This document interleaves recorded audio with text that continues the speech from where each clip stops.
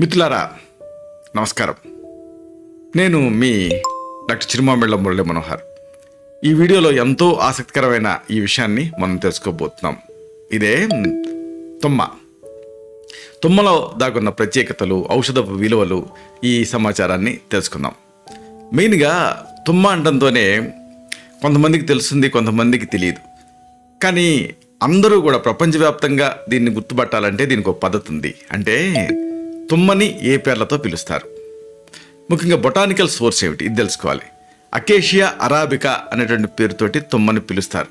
ఈ బొటానికల్ సోర్స్ని మీరు దీంతో సెర్చ్ చేస్తే అప్పుడు కరెక్ట్గా ఎగ్జాక్ట్గా మనం మాట్లాడుకోబోయేటువంటి మొక్క గురించి తెలుస్తుంది.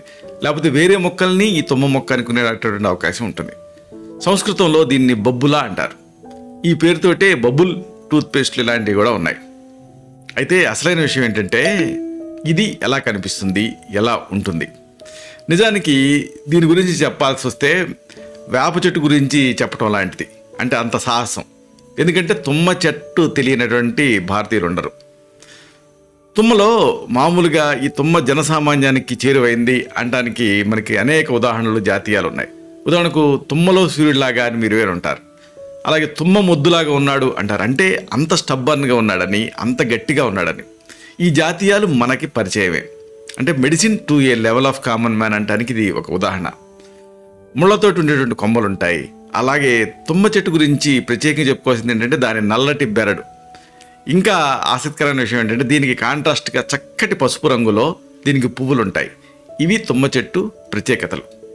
అయితే ఈ తుమ్మ మరి ఎక్కడ పెరుగుతుంది ఇది కూడా తెలుసుకోవాలి.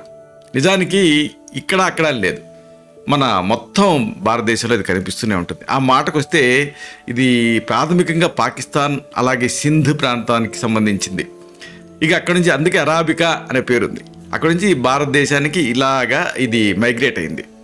తుమ్మ చెట్టు మనకి అన్ని ప్రాంతాల్లో మన భారతదేశంలో విరివిగానే కనిపిస్తాయి. ప్రత్యేకంగా చెప్పుకున్నాం కదా, ఆఫ్రికా అంతటా ఇది పెరుగుతుంది. అయితే దీని గురించి చెప్పాలనుకున్నప్పుడు దీని ప్రత్యేకతలు వీటిని తెలుసుకోవాలి. తుమ్మ చెట్లో ముఖ్యంగా ఉపయోగపడేది ఏమిటి అంటే దాని ఆకులు ఉపయోగపడతాయి ఔషధం కింద, బెరడు ఉపయోగపడుతుంది, అలాగే జిగురు కూడా ఉపయోగపడుతుంది. వీటిలో ఈ ఔషధ గుణాలు ఎక్కువ ఉన్నాయి.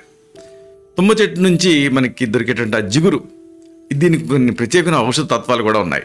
అంటే ఏదో కెమికల్ జిగురులాగా ఇది ప్రమాదకరం కాదు. ఈవెన్ దీన్ని కూడా ఔషధం కింద వాడచ్చు.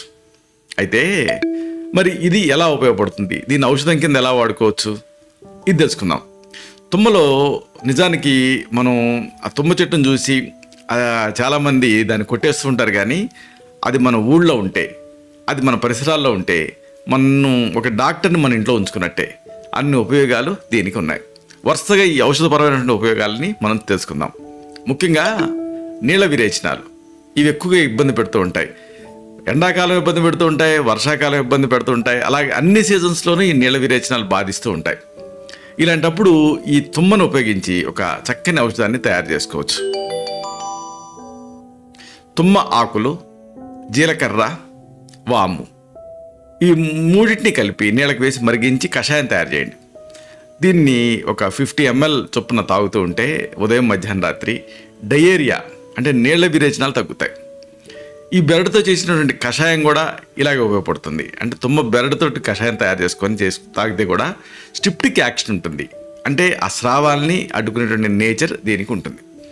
అలాగే ఇంకొక పెద్ద సమస్య ఏమిటంటే అన్ని వేళలా వయసు తారతమ్యం లేకుండా అందరినీ బాధించే సమస్య నోటి సమస్యలు.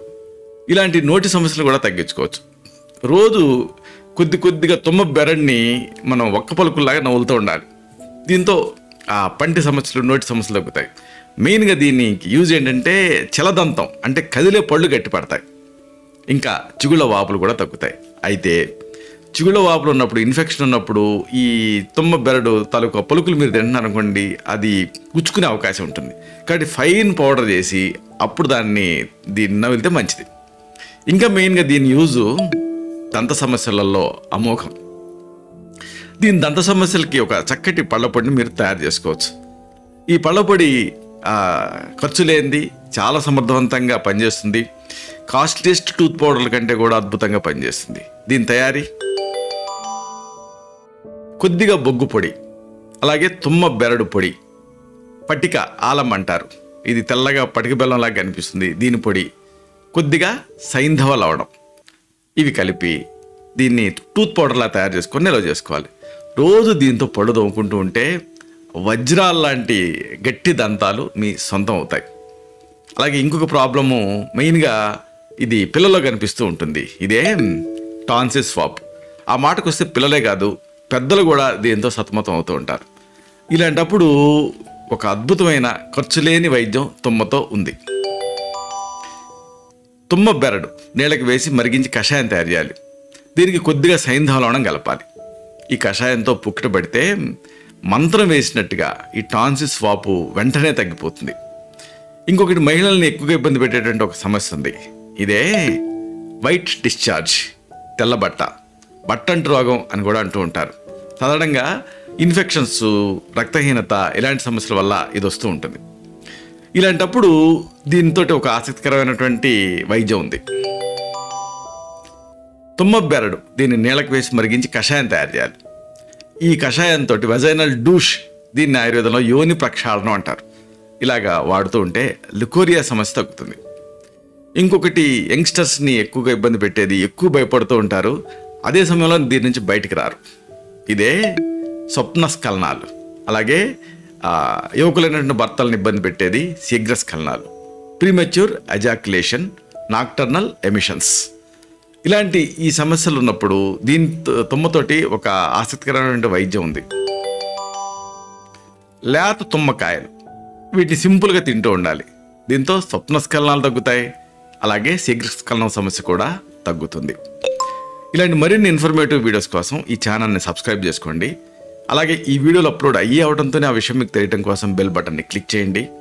అన్నిటికంటే ముఖ్యంగా ఇలాంటి మంచి విషయాలు 10 మందికి ఉపయోగపడటం కోసం ఈ వీడియో తాలూకు లింక్ని మీ సర్కిల్స్తో షేర్ చేసుకోండి.